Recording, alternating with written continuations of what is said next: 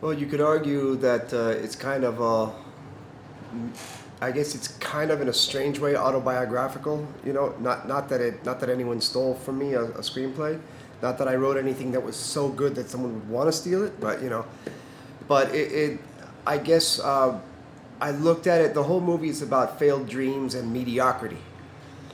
So you could argue that I felt mediocre from the time I got here. I think, I reached for the stars. I found out that I couldn't even get off the ground to reach the stars because I didn't really understand just how much I underestimated just how much work and hustle and talent you actually have to make it. Maybe not so much talent, because obviously there are untalented people that are successful in the industry. And and uh, and basically, I had a friend that was always paranoid about the things that she would create, and she was paranoid to the point where even if we went to a copy store, or what if the clerk is looking at my ideas? What if what, like, do you think that sort of thing happens? Yeah. And I'm thinking to myself, wow, she's really out of her mind. Another inspiration was there was a Simpson episode, I don't remember which one, where Homer, I guess it's Homer inside of a copy store, and he kind of walks by the comic book guy. He's at a copier, and he's like this, and he's like, "Excuse me, are you looking at my screenplay about a robot that runs for president or something like that?" I can't remember what it was, but I'm thinking that's it. That's what I'm talking about. That kind of paranoia. That's what LA is like. Everyone's paranoid like that, with good reason. But not everyone's gonna get stolen from. You know what I'm saying? Not everyone's worthy to get stolen from. I'm not saying I am, but. And so then it all came together. What if someone who was not very talented, which I sort of modeled after myself, even though I think I'm more talented than Ray Balfe, the character in the movie, but what if someone who was not very talented thought that he underestimated the journey to success, just like so many of us do that come to LA. And he thinks it's that easy to just write a screenplay and someone's going to buy it and give him millions of dollars. That's what he thought was going to happen. And he starts putting out a shopping list and as to what he's going to buy as soon as someone gives him that $10 million payday. And it turns out he gets rejected 100 times and he's ready to die because his dream has died hard. But then he finds out that someone stole it from him and actually turned it into a movie. And so that's how the whole screenwriter thing came about. But of course, I wanted to make the movie much, much less about screenwriting. The movie's really not about screenwriting. It's just more about this valley of mediocrity and all of these people with all of their failed dreams. Other artists go through this all the time. Stand-up comedians, musicians, specifically composers, they think they're going to be ripped off all the time. And of course it does happen by way of them taking your idea and modifying it so that it's just slightly not your idea anymore, and then they'll be able to they'll say, no, your idea is more like this and ours is more like this. And the things that writers will relate to, or any artist, is all the rejections. That's real. Everybody goes through that. When you get rejected that first time, you say, oh, okay, well, it's just one rejection. Okay, well, it's just 5 rejections. Oh, well, it's just, that stuff's very, very real. Everybody will be able to relate to that. And the same thing with festivals. You go through the same thing with festivals. Okay, well, this festival didn't accept me, but I'm sure another one will, It's part of the fun, because it's kind of like bad art imitating bad life. So you could argue that Boogie the dog, which is the main character in The Dog's Meow, is Ray. Boogie the dog is someone that wants to fit in with the cats. So you could argue that the cats is symbolic of Hollywood. You know what I'm saying? And then Boogie is this imposter in a cat costume trying to blend in, and he can't. You know what I'm saying? But then at the end, there's this big happy ending. But then, of course, we all know what happens in the actual movie in Dreaming Hollywood, as opposed to what happened. The Dog's Meow ends with a happy ending. Many people fall into drug dealing, unfortunately, or fortunate, depending on what drug it is, of course. But the product, I didn't give it a specific name, and no, it's not based on any particular one. The product was just the mystery foils bits of wrapped foil. That was just a placeholder for whatever drug you happen to think it is. You know, there was even a scene where I had a guy lighting it, but that was only because a lighter lighting something looked good in that shot. But that doesn't. I don't know if that's how people take this product or not. You know, but the product was obviously a symbol of death and the cause of much of the violence in the valley. So there's a nice monologue that Maureen, the prostitute Maureen, says about she has this interesting rationale where she talks about, you know, the product is now in our hands. You know how many people have died just to get the product in our hands? We should honor them by snorting or whatever, or by ingesting or consuming this product. You know, that's an interesting rationale on her part. It's like if you claim you're a vegetarian and someone hands you a hamburger, you say, I'm a vegetarian. Yeah, but the animal's already dead. There's no moral, what's the word I'm looking for? There's no moral conflict there. Animal's already dead. So eat it. Or else the animal's flesh goes to waste. So that's kind of what that monologue was about with her. It's an interesting rationale. Rudy Aquanicchio, which is the big king of the valley as far as the criminal underworld. You know, he came to LA with dreams of being a singer, a songwriter, and Rudy was singing a lot of these very tepid coffee house kind of ballads on an acoustic guitar. And, you know, again, someone who comes in like a lamb and ends up like a lion. You know what I'm saying? So he comes into the valley, he comes to LA, rejected at some point in his career because his songwriting career never takes off. And then he ends up condemned to the valley to become an overlord of the criminal world. So, and then you have Maureen, which is the prostitute. Okay, she's the sweet Polly purebred of the valley. And Ray idealizes her as, you know, as this perfect woman. But, you know, she obviously has a past, and she tried to be a rock star herself. She still makes demos. They're low quality demos, and she thinks she's still going to be a rock star, but she's wasting away as a prostitute. You know, and the Ray, part of his delusion is he thinks that once he gets his $1 million paycheck, he'll be able to pay for her for the rest of her life. You know, and then you have the character of Duque, Detective Duque. Detective Duque wants to be a father, or thinks that he wants to be a father. But, I mean, I might get in trouble for what I'm about to say, but a lot of people become parents for the wrong reasons, okay? Here's a case in point with you have Detective Duque. He still has not figured out who he is. He still has a temper problem. He has a drug problem. He's jaded by the streets and by this life of crime that he's constantly witnessing, and he's not ready to be a dad. He's not really ready to be a dad. And so he thinks he's doing the right thing throughout the movie. But what he thinks he's doing right, he thinks it's going to help get his baby's mama back to him. But of course, we'll see that struggle when people watch the movie. They'll see what happens. There's a lot of irony throughout this story. That's a perfect example. Here's a guy that doesn't need to dream at all, but he's clearly mediocre. He was likely born into wealth, and he went on to be, he wants to be even more rich. And in Hollywood, if you want the real glamour, it's not enough that you're rich. He wanted to be part of the movie industry. So he starts a production company that makes all these, again, mediocre films, these half-ass films. He hires his subordinates are people with dreams and schemes of their own. And then we'll see if those dreams and schemes backfire or not. And that's the unfortunate thing. And he's kind of like the God archetype, you know. Whereas Rudy Aquanicchio is more like the devil, the impish one in the story. And that's an unfortunate thing. And Hollywood's filled with tons of guys like the Man. That character is called the Man, the big producer in the Hollywood Hills. So I actually wanted it to be someone else, and then I toyed with the idea of being the annoying neighbor Delgado, the one that talks about his baby with the colic. And then my DP and my co-producer Dirk Matthews, the guy that plays Ray Balfe, they were just annoying the hell out of me, telling me just be Telliger. You are Telliger. And I'm like, Okay, so I understood him enough. I mean, that's who I was, right? I was a down and out writer.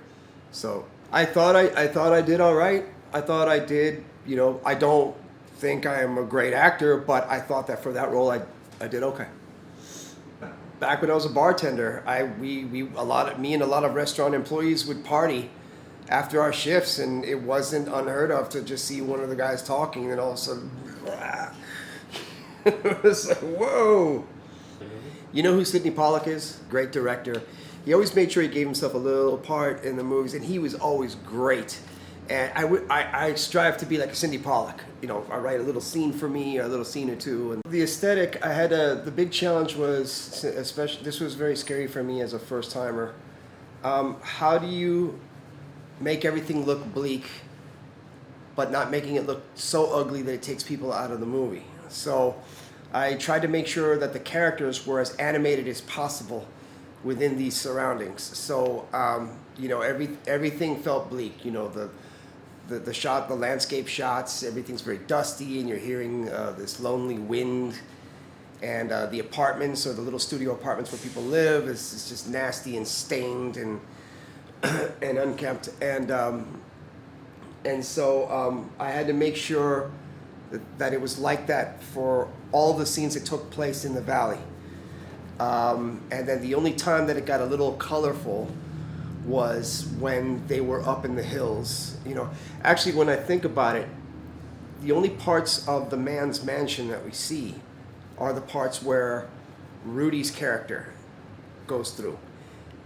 And those rooms are also desolate and bleak. So Eraserhead was like, as far as tone, I thought about that movie, even though Dreaming Hollywood didn't end up feeling like Eraserhead, but Eraserhead's a perfect example. Like, everything was really bleak, everything was really hopeless feeling, but he made sure that everyone was really kooky in every scene, and that was a fantastic movie, a big inspiration. Same with Barton Fink. Okay, Barton Fink was also a big inspiration. Same kind of deal. You have a screenwriter cooped up in this tiny, compact hotel apartment room, and same kind of thing. So Monty Python, they would show. I mean, all of those guys in Python, they lived through the air attack from the Nazis and everything, and so a lot of their comedy bits, set pieces, took place on battlefields with people amputated and dismembered, and they found humor in all that. They figured out a way to make people laugh, and they were geniuses at that. It just goes to show you there's comedy in everything. The very first time I ever experienced a movie that was classified as dark comedy or black comedy or whatever was The World According to Garp. And I think that was the first time where I saw like all these tragic events, and somehow the movie was still humorous. And I remember saying, wow, this is it just opened up everything. I was like, wow, how interesting that you could, you could just make a joke or make light of something that was so horrific in that movie. I wish I had read the book, but, that movie opened up my mind quite a bit.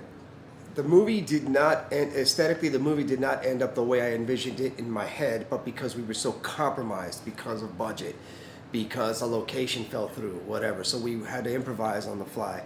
So we lucked out quite a bit, and so we would show up to a location that we rented, something would go wrong, we'd say, okay, well, let's use this room instead. And luckily it fit in with the whole scheme of the rest of the movie. Yes, we did storyboard for the most part, but there were some scenes that were really easy, that it was easy for me to communicate to the DP, mid here, then close up, we didn't have to storyboard the whole thing, but yeah, much of it was storyboarded, yeah. Yeah, the most so-called design that went into the movie, deliberate design, was in Ray's apartment. That's actually my apartment. That we had some guy come in and seal all the windows to make it look like it was this windowless, small, tiny studio apartment. And and so we shot there. We had 7 shooting days in there. And then everything else was kind of by accident.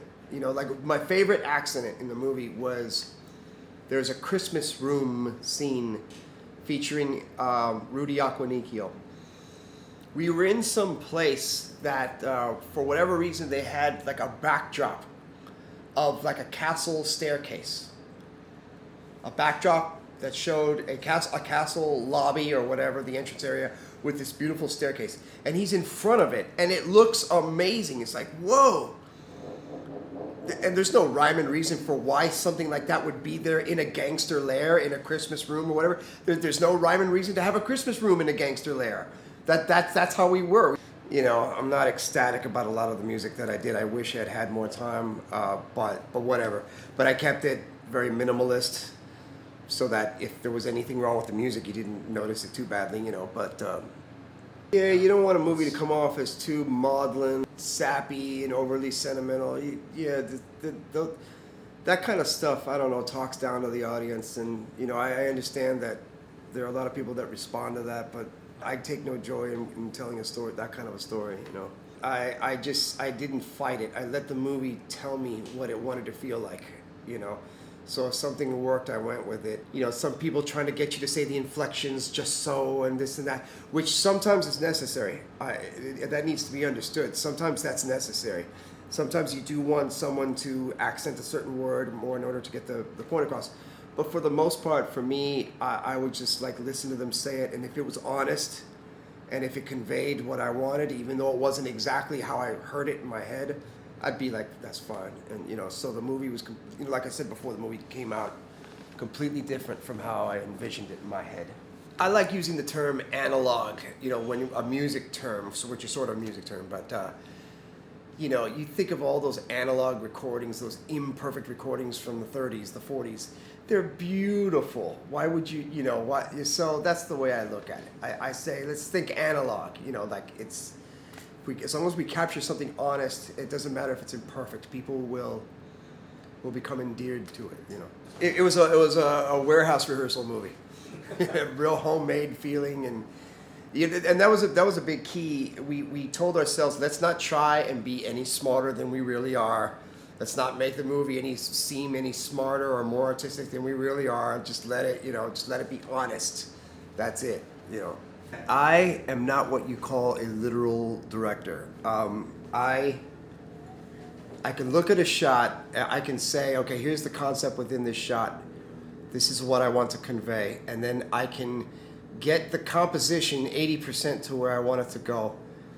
But I rely on my DP to do the lighting because I'm not that smart at lighting. I mean, I know how to look at a shot and say it's not quite there yet, but I'm not, but I don't know how to say, use this kind of a bulb over here. Use this particular lens over here. Now, of course, I know the difference between, you know, the lenses and all that stuff, and so I'll say a short lens here, or a wide lens here, close up, whatever, telephoto. I can convey that, but I'm not an expert. But I know how to look at the shot and say, I don't like it quite yet, and then I'm able to work with the DP. The DPs typically know exactly what I'm going for, and so I rely on their minds to get that shot exactly how I want it. I'm more of a writer, and I wish I could say to people, this is the exact lens I want here, you know, I want this distance, you know. I don't always know that. I rely on the DP. I wish I was smarter like that, but I'm not yet. Alex Zingaro and Adam Brandt are the two main ones. And then Kak Lee, Andrew France, and one day we had a guy named Matthew Renoir. He's the guy that shot the brawl scene. There's a big brawl scene at the end of that warehouse. He did all that, and that was a fun day. The original cut of that scene was 10 minutes, and man, what a shame we had to cut that down because we had some seriously good, ugly fighting, you know, bare knuckle against, you know, skull kind of sounds and everything. It didn't look great, but we had to cut it down greatly. So the first two DPs I mentioned, Alex Zingaro and Adam Brandt, they were the two main ones. They shot most of the stuff. And then it was all supplemented by Kak Lee, Andrew France, and Matthew Renoir for other days. A lot of it was, again, a lot of luck. Some of it, a little bit of it was Craigslist, and then I'd meet an actor, and the actor would read the script and say, hey, I've got a friend that would be good for this.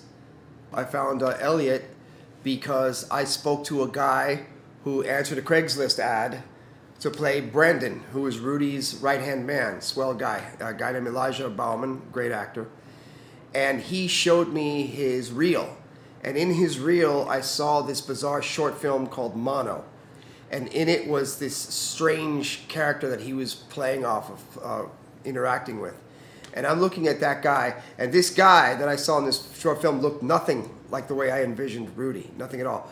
But this guy was strange enough where I said, this is the kind of guy that could be Rudy. We were so ignorant at the beginning that if we were more experienced, if we were wiser, we would have looked at the script and we would have said, we need to cut this cast of characters by down to a third of what is on there right now. But thankfully, we were ignorant. And we just decided to press on, and we made sure that every single character was in the movie. If I had to do it over again, I wouldn't have done it that way. But the first cut was 2 hours and 45 minutes, and I was really heartbroken to know that I would have to cut everything down. And some scenes were completely cut. The most expensive day, the most costly day to shoot is a scene that I cut down from 7 minutes to literally 30 seconds.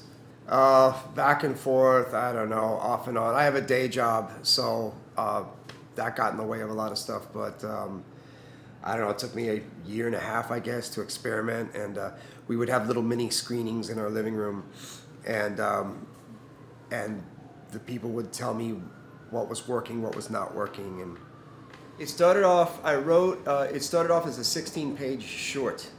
And it was going to be a lot more over-the-top satirical, a lot bloodier. And I showed it to Turk Matthews, the guy that went on to play Ray Balfe. And I asked him, can I work out these pages with you, me shooting you as this character, with no intention of making him the character? I called it a live storyboard. We went and did it. I cut it together, and we're looking at it. We're like, hey, this is kind of cool. And then one day he just said to me, why don't you turn that into an entire movie, a feature-length movie? And I'm like, no, I can't do that.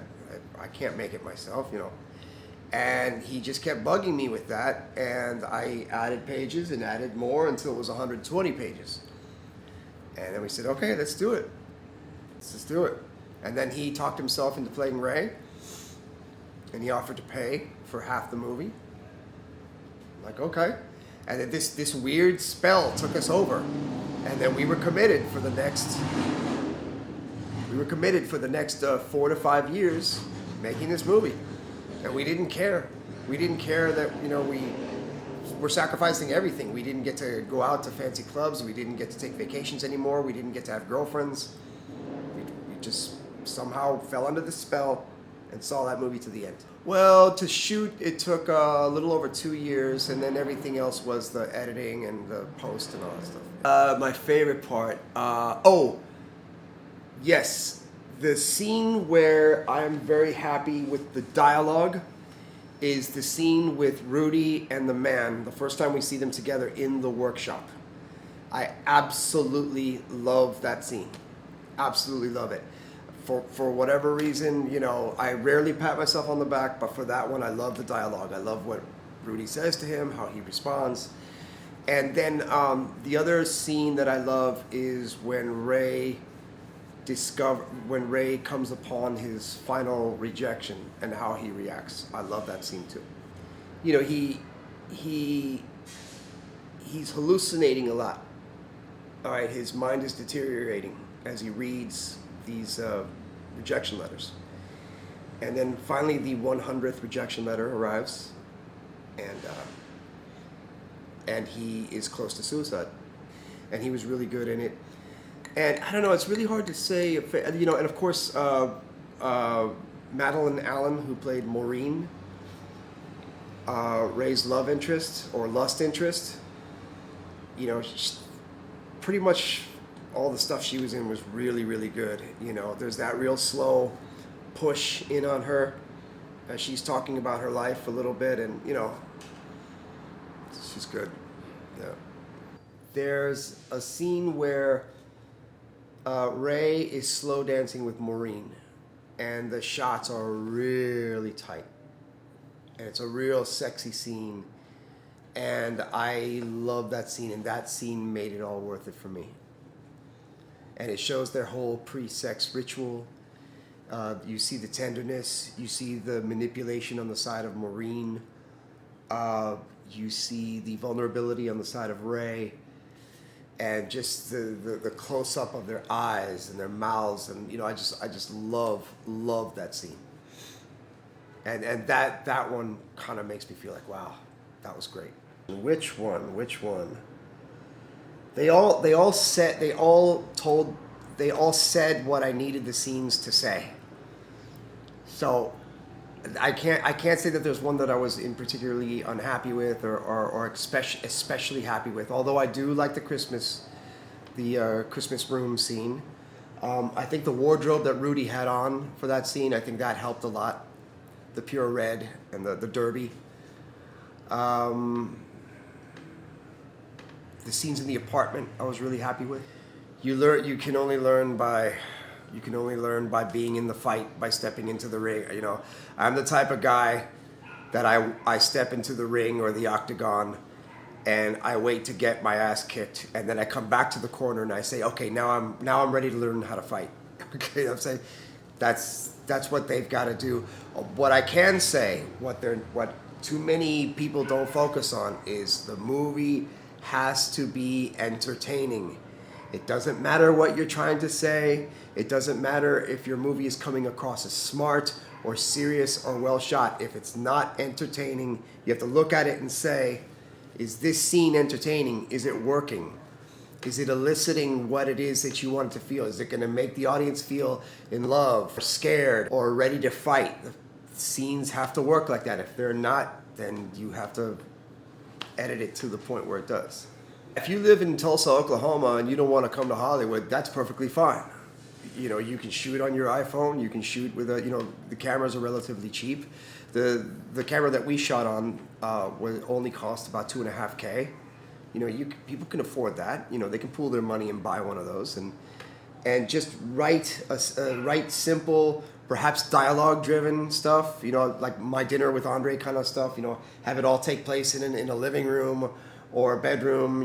Just minimal amount of locations, and just experiment, and then edit it together till it feels like it's a movie. Like it's entertaining and it flows and it weaves in and out nicely. That's what I would tell them to do, and then enter it in festivals. You don't have to come out to Hollywood. If I was to make another movie, I certainly wouldn't have it. I wouldn't have the screenplay be 120 pages, because that whole thing that they teach you in film school about a page equals a minute, it's not true. It's not true. Don't write any more than 80 or 90 pages. This is a guide, okay? And I'm not the smartest guy in the world, and I'm not the most talented guy in the world. So keep in mind, this is simply a guide. You might want to not write any more than 80 or 90 pages. Minimal locations, minimal amount of characters, and if you work with talented writers, make sure the dialogue is lean. Don't overstate things. Don't have spoon-fed lines. Don't preach things. And make sure it's a subject that is entertaining. Something putting people in peril, having people fall in love. Having people wanting to fight. A battle that they're facing. Stuff like that. What do I look for in actors? Wow, that is a great question. I don't know. I listen to them read. Okay, I listen to them do a cold read, and this is what I'm about to say isn't always fair, because some people are not good cold readers. But I listen to them read, and I listen to see if their brains are locking into what's being conveyed by that line. Some people have no clue when you hear them read. They're just kind of like reading it, and they're just kind of just saying the lines. And then there are some people, when you're listening to the cold read, they're like, wow, he's saying it the way I heard it in my head.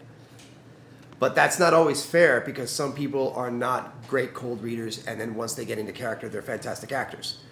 But I often look out for that, how they cold read. I like the idea of staying mom and popish and only auditioning, 10 people, and and just saying, yeah, you're good enough, you know, like, you know, I mean, because like I said, I really lucked out with Dreaming Hollywood. I just happened to be gifted all these amazing people that on first or second try, it was like, okay, let's work with this guy.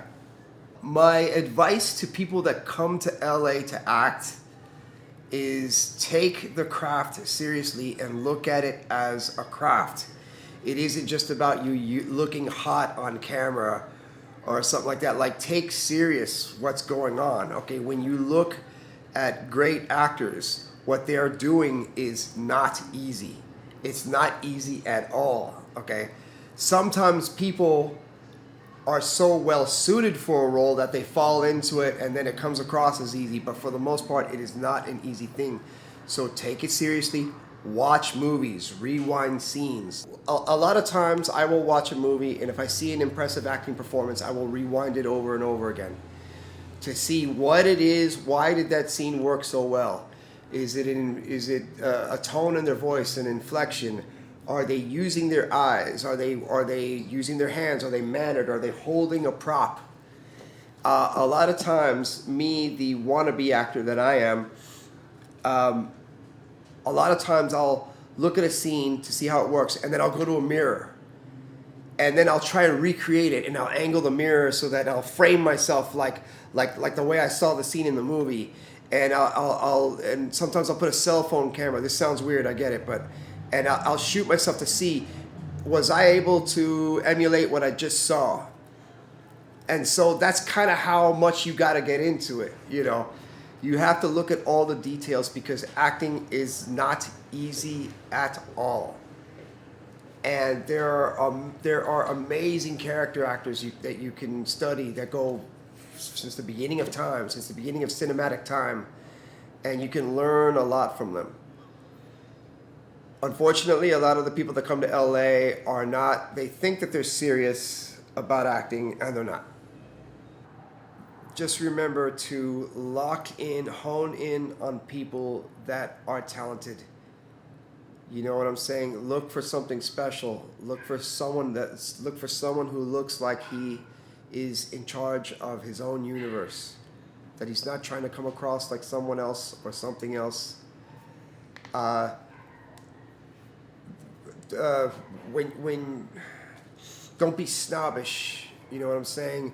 Every now and then you'll come across an actor who they'll be sitting in a nightclub and they'll be like, I read these sides and the dialogue was so terrible, and I'm like, well, how did you arrive at that it was terrible? Well, I read this page and there's one line I was like, what a stupid line, and I'm looking at that person and I'm like, well, did you read the whole story? Did you put it in context? You know, you could be denying yourself something special. Read the whole thing in context.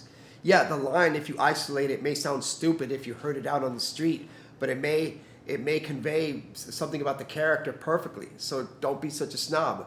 You know, read the whole thing and absorb it all, you know, stuff like that. You encounter a lot of that from people that aren't as serious about the craft as maybe they should be. And I want to say that all the loser behavior that I just described for you, I was that exact same person until I matured. And when I finally made this journey, I was no longer that person. And one of the great things about having gone through that journey is now I appreciate the artistry in everything.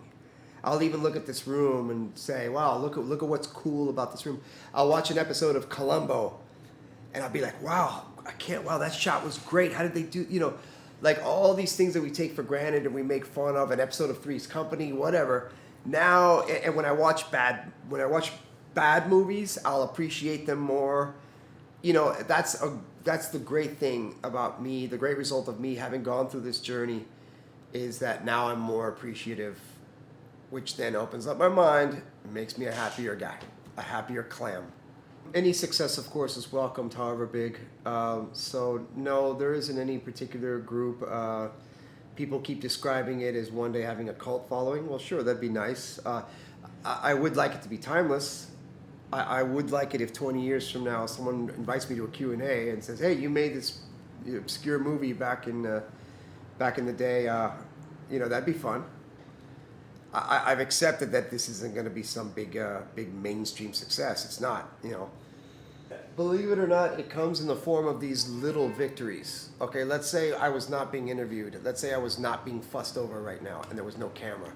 If you and I were sitting here and you had just seen the movie and you're saying all these exact same things to me, the fact that you got this about the movie, you got that, those are the things that are the most meaningful. Most meaningful. When someone comes up to me and based on what they express, indicates to me that they paid attention and that they got it. That makes the work all worthwhile. Yeah. You are connecting with another human being. It's almost like making love. Someone is connecting with something that you created and is appreciating you for it. Even when they criticize you and they tell you you did something wrong or you did something bad, that means a lot too. It means they're paying attention to you. Who's totally happy with something they create, you know, so I am proud of quite a lot of it, and you know, I go off of other people's opinions, and if, yes, I do love it. I have great affection for it, and yeah, I'm proud of it. Sure, I think that you have to think that you're always right, but with a little openness to, you know, listening to other people, you know, because if I was as talented as Tarantino, there'd be no question. I'm sure that what he comes up with is correct. Once I feel something, once I get my footing on an idea, and I know something's gonna work, and if no one else in the room gets it, I try and convince everyone to fall in line with what I'm thinking. And I'm glad I did that. I'm glad that there were plenty of moments where I had to push. The idea is to recruit a bunch of people that are smarter than you. That's the idea. And if you know that, you trust them, you go with it. I love music, so I'm always composing and drumming. You know, drums is my main instrument. So a perfect world for me would be Tuesdays and Thursdays filmmaking, Monday, Wednesday, and Friday, you know, doing music. But I want to prove something to myself. I want to prove to myself that I can make a much shorter, 90-minute story with minimal locations, minimal characters. I need to prove to myself that I can do it. A few horror ideas, but nothing so solid that it'll last as long as 90 minutes. All I can say is that it just fills me with light when I'm doing it. The journey was a blast. The journey is the important part. That's why I would do it again, yeah. I said earlier that I don't know if I'm going to make another one again. I'm pretty sure I'm going to attempt something. I just want to get the right story. But yeah, I want to go through all that again.